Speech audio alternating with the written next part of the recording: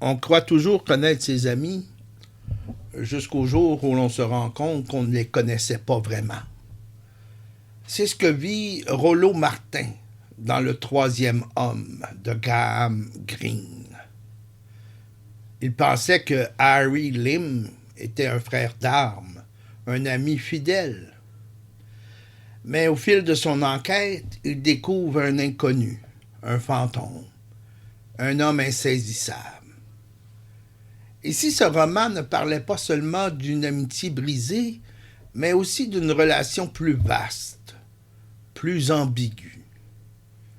Si Harry Lim représentait un allié plus puissant, plus influent, un troisième homme que l'Europe croit connaître, mais qui lui échappe toujours.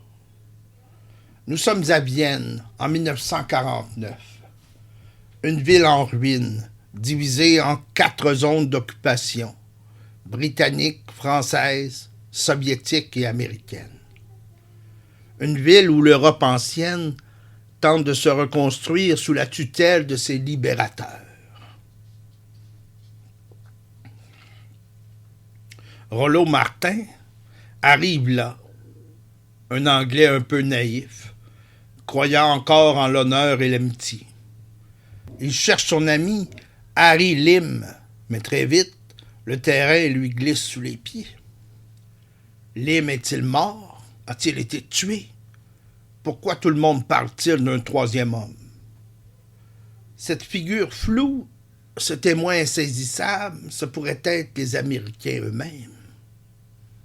Un allié puissant, mais insaisissable.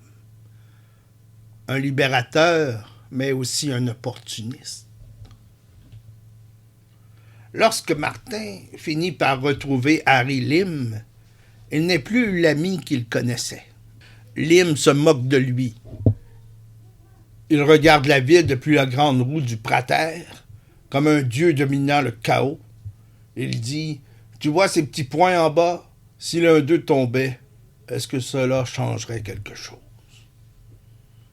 C'est une logique implacable, froidement économique.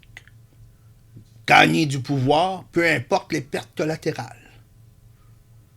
Martin comprend alors que son ami est un cynique, un manipulateur, un opportuniste. Mais il comprend aussi autre chose.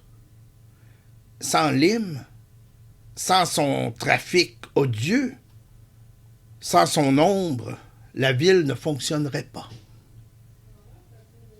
Tout comme l'Europe de l'après-guerre dépend de la présence américaine, de son aide financière, mais aussi de ses intérêts stratégiques.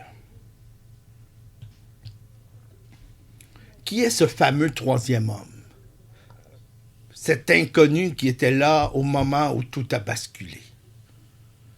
Dans le roman, c'est un témoin invisible, une ombre qui ne laisse pas de traces. Dans la réalité, ce troisième homme, c'est peut-être l'allié qu'on croit connaître, mais qui joue son propre jeu. L'Angleterre et la France se voient comme les puissances historiques de l'Europe. Elles pensent partager une vision du monde avec les États-Unis. Elles pensent être dans le même camp. Mais comme Martin, face à Lim, elles découvrent un partenaire plus froid, plus calculateur.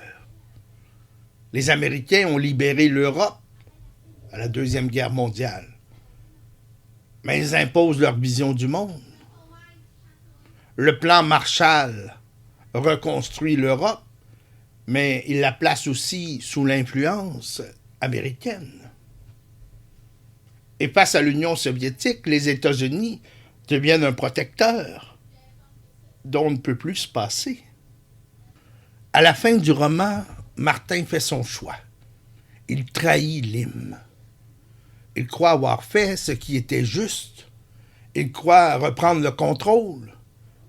Mais la dernière scène du livre lui laisse un goût amer.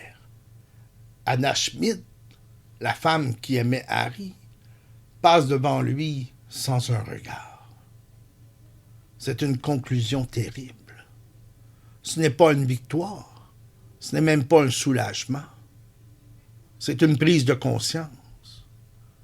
On ne connaît jamais vraiment ceux à qui l'on confie son destin. Martin pensait pouvoir compter sur son ami.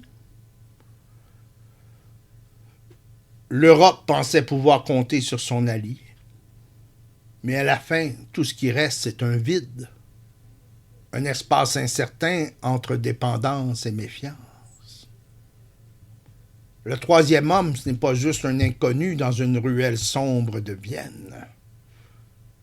C'est cette place entre deux mondes, entre confiance et trahison, entre illusion et réalité.